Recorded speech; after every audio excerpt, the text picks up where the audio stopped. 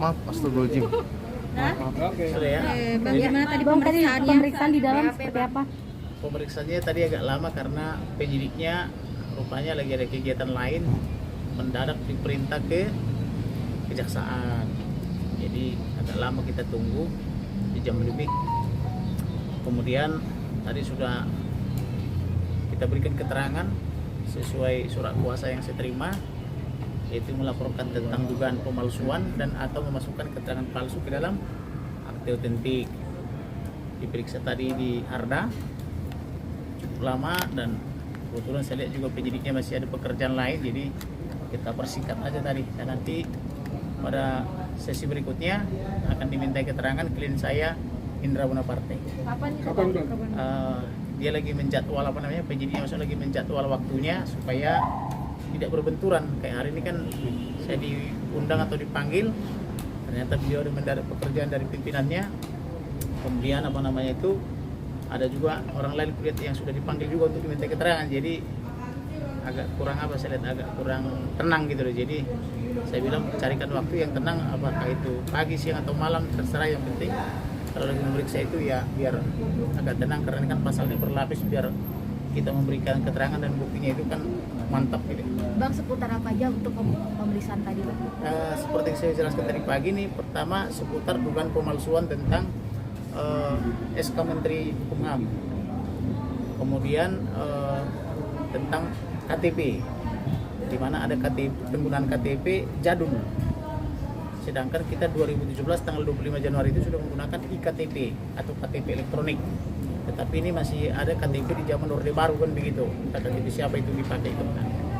Kemudian setelah kita menggunakan iKTP, NIK-nya atau nomor induk kepegawaiannya itu kan, NIK-nya itu kan sudah berubah, itu untuk kepala 3 harusnya kan gitu ya, tapi ini masih kepala 7. Kemudian ada juga saya jelaskan, misalnya ketika saya surati mereka mengatakan rata-rata tidak tahu, tetapi kita mendapatkan dokumen-dokumen lain dari instansi lain, misalnya bahwa mereka menggunakan dokumen itu, misalnya mengirim surat ke Kemendagri. Nah, mungkin dia tidak tahu kalau dia kirim surat ke Kemendagri mendasarkan kepada dokumen yang diduga objek pemalsuan itu. Kemudian yang perempuan juga mengatakan tidak tahu, tetapi ada video di mana di dalam video itu dia menyebut objek yang diduga palsu itu. Gitu. Bang, pihak sana kan melaporkan ke Polda kalau tidak salah kan? Saya laporkan ke Polda dengan dugaan tindak pidana diduga terjadi di Jakarta Selatan juga, karena kantor Kementerian Hukum HAM itu Jakarta Selatan, Rasuna Said. Kemudian kantor notaris itu di Bekasi, yang RI gitu ya. Kemudian kantor Ormas ini kan di daerah Depok. Maka harusnya kalau melibatkan 2-3 Polres kan harusnya di Polda Metro. Tapi saya tidak paham apa pertimbangan Polda Metro sehingga dilimpah ke Polda Jakarta Selatan. Itu juga tadi keluhan daripada penyidik, ini kenapa dilimpah ke Jakarta Selatan, Bang, kan itu. Jadi saya bilang ya minta aja dulu keterangan. Ketika nanti sudah terpenuhi keterangan dari pihak pelapor dan saksi, nanti limpah lagi aja ke Polda Metro. Itu aja saya kasih tadi solusinya. Bang, pihaknya istrinya Iwan Fals bakal dipanggil juga nggak terkait hal ini? Bagaimana? Pihak istrinya Iwan Fals akan dipanggil juga nggak terkait hal ini? Setelah nanti selesai pemeriksaan saksi, khususnya korban, kemudian saksi-saksi yang lain, nanti pasti dipanggil. Ya, tapi apakah mereka yang memanggil atau dilimpah lagi nanti ke Polda Metro yang memanggil, itu teknis mereka. Bang, pihak Iwan Fals sendiri juga melaporkan klien Abang sebagai pencemaran nama baik. Bukan klien saya yang dilaporkan, saya yang dilaporkan. Oh, Abang dilaporkan. Ya, jadi mereka mungkin kurang paham bahwa berdasarkan pasal 17 Undang-Undang Nomor 18 Tahun 2003 tentang advokat, di pasal 17 itu diatur bahwa advokat itu berhak berkirim surat dan meminta keterangan kemana saja. Nah, itu diatur, dijamin undang-undang. Bahkan di pasal 16 itu kita dijamin hak imunitasnya, bahwa kita dalam menjalankan profesi kita sebagai advokat tidak bisa dituntut baik pidana maupun perdata sepanjang kita bertikat baik. Apa sih tikat baiknya? Ya kita jalankan sesuai kuasa. Di dalam surat kuasa itu saya sudah menerima pengaduan sesuai pasal yang kita laporkan. Kemudian juga di situ juga ada hak untuk memberi keterangan pers. Jadi layaknya seperti polisi boleh memberikan keterangan pers, misalnya humasnya, jaksa juga bisa memberi keterangan pers, pengadilan atau hakim juga bisa melalui humasnya, pengacara juga. Jadi karena catur wangsa penegak hukum itu kan polisi, jaksa, hakim dan advokat masing-masing mempunyai hak sebagai penegak hukum untuk merilis berita gitu loh, supaya orang lain tercegah. Jangan sampai nanti ada program-program misalnya dari badan hukum ini yang bisa merugikan orang lain, tidak kita cegah. Maka supaya tercegah kita harus rilis bahwa pengurus yang ada dalam dalam SK Menteri ini adalah diduga palsu. Karena kenapa? Karena klien kita tidak merasa pengurus, tidak merasa ketua pengawas, demikian juga saksi yang lain sudah ditelepon di depan saya juga merasa tidak bagian daripada pengurus itu. Jadi artinya 3 dari 4 ini merasa tidak menjadi pengurus. Bang, selama ini kan satu sama lain saling melaporkan, sudah ada komunikasi belum dua arah?